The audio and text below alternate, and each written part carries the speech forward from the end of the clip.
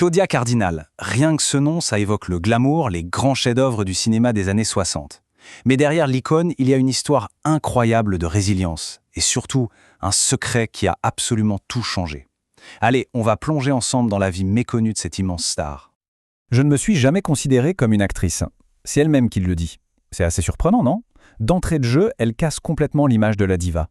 Et en fait, c'est vraiment la clé pour comprendre tout son parcours. Une femme qui a toujours cherché à rester elle-même, malgré la pression monstre de l'industrie du cinéma. Dans les années 60, elle est un véritable symbole mondial. On la surnomme Sissi, la réponse italienne à notre bébé national, Brigitte Bardot. Sa beauté est partout, sur tous les écrans. Mais ce que le public ignore, c'est que cette image si parfaite, si éclatante, cache une réalité beaucoup plus sombre.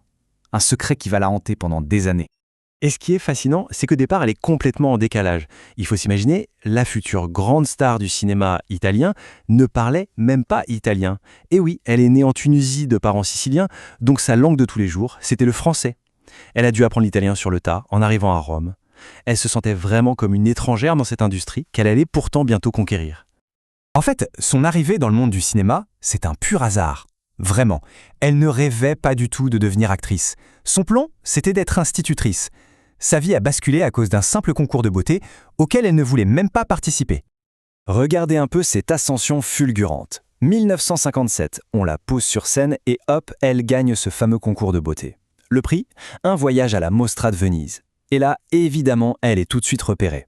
En l'espace de quelques années, et presque contre son gré, elle passe de l'anonymat total à l'un des visages les plus connus d'Italie.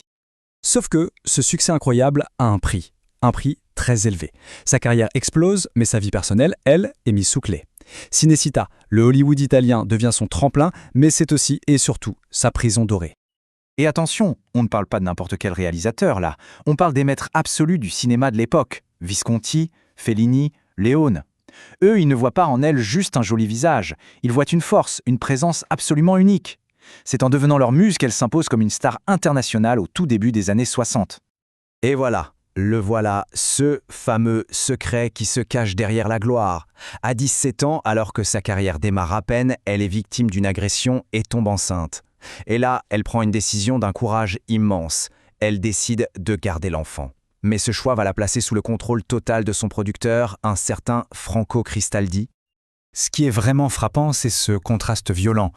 D'un côté, on a l'image publique, la petite fiancée de l'Italie, la muse radieuse et parfaite, et de l'autre, dans la vraie vie, on a une jeune femme prisonnière d'un contrat étouffant, forcée de cacher l'existence de son propre fils.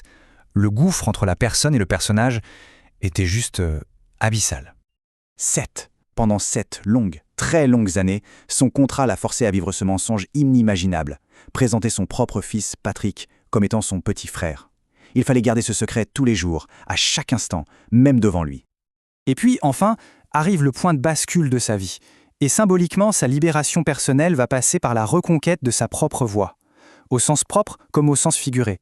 Alors, pour bien comprendre ce qui va suivre, il faut savoir un truc. À l'époque, en Italie, les acteurs étaient presque toujours doublés. Le son n'était pas pris en direct sur le tournage. Et ça permettait de faire parler Claudia Cardinal avec la voix d'une autre actrice pour cacher son accent et sa voix un peu grave.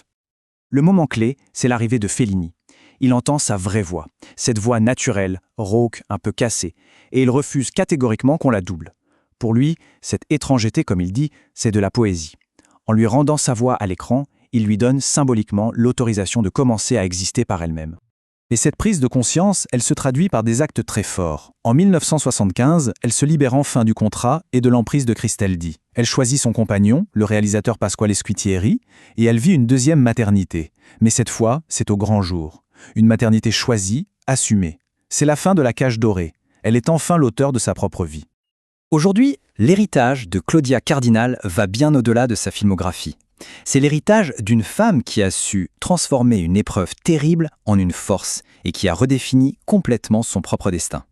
Bon, les chiffres parlent d'eux-mêmes, plus de 150 films, les plus grandes récompenses des festivals de Venise et Berlin, mais son héritage le plus important, il est peut-être ailleurs. En devenant ambassadrice de l'UNESCO, sa lutte personnelle pour sa propre liberté est devenue un combat universel pour les droits de toutes les femmes. Et c'est ça, son impact le plus durable. À travers ses rôles, mais aussi à travers sa vie, elle a incarné un tout nouveau modèle de femme pour son époque. Une femme qui, malgré toutes les contraintes, s'est battue pour sa liberté, pour son indépendance. Une vraie pionnière. L'histoire de Claudia Cardinal nous laisse finalement avec cette question. Qu'est-ce qui nous fascine le plus chez une icône? Est-ce que c'est l'éclat de la célébrité, l'image parfaite, ou est-ce que c'est la force humaine, la résilience, qui se révèle une fois que les projecteurs s'éteignent?